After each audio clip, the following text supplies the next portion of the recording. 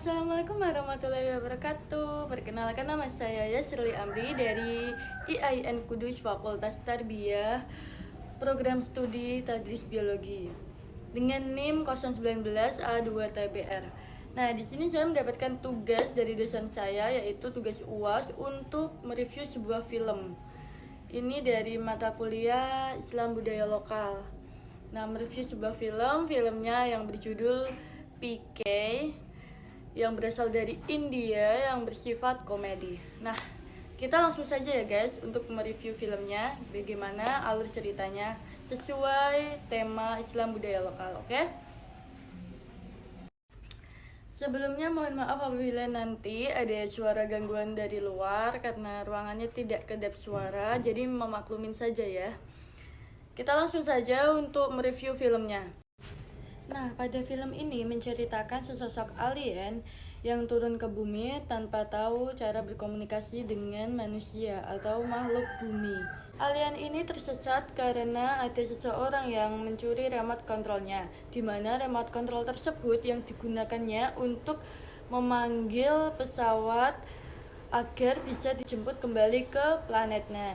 Dalam kebingungan, alien tersebut bertemu dengan banyak orang dan akhirnya bisa memahami bahasa manusia dan berkomunikasi dalam bahasa tersebut. Pada saat alien tersebut ingin mencari remote kontrolnya, tiba-tiba ia bertemu dengan seseorang, dan seseorang itu mengatakan, hanya Tuhan yang mampu menemukan di mana remote kontrolmu.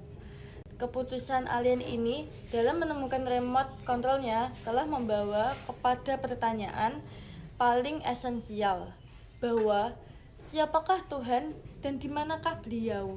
Yang disebut-sebut mampu memecahkan masalahnya tersebut berada. Dia yang dianggap maha mengetahui, dia yang dapat menyelesaikan semua permasalahan, dia yang dipuja dalam sebuah rumah suci oleh semua orang. Di manakah beliau berada? Hingga alien ini mendapat julukan PK yang berarti orang mabuk.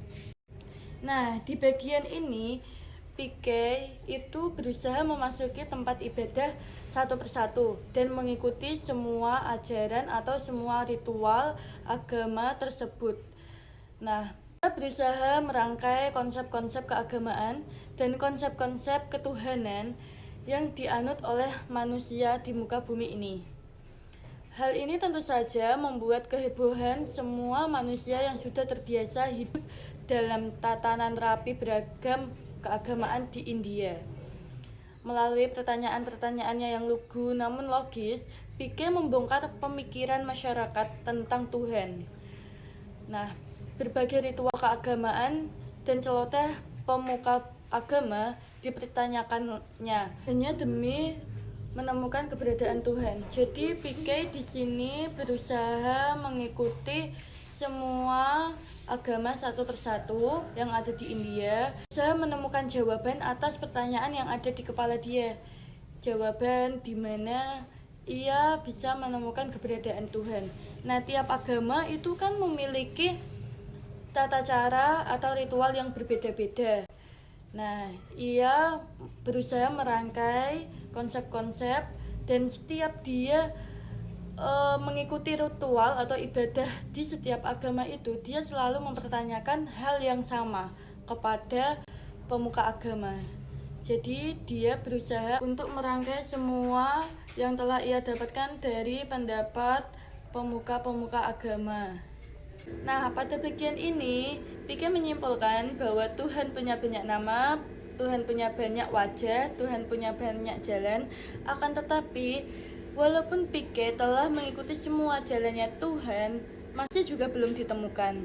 Jadi, PK masih kebingungan karena dia bertanya-tanya, padahal dia tuh sudah mengikuti semua ritual di setiap agama, mengikuti ajaran-ajaran di setiap agama, tetapi masih saja belum menemukan jawaban atas apa yang ia pikirkan tentang di manakah Tuhan. PK tidak mengerti apa yang diinginkannya. PK mempertanyakan rupa dan sifat Tuhan.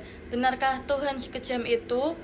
membuat manusia saling berselisih atas namanya, memaksa manusia melakukan ritual agama yang menyusahkan dan menyakiti diri sendiri untuk bertemu dengannya. Kenapa Tuhan malah menyusahkan manusia yang ingin berkeluh kesah kepadanya?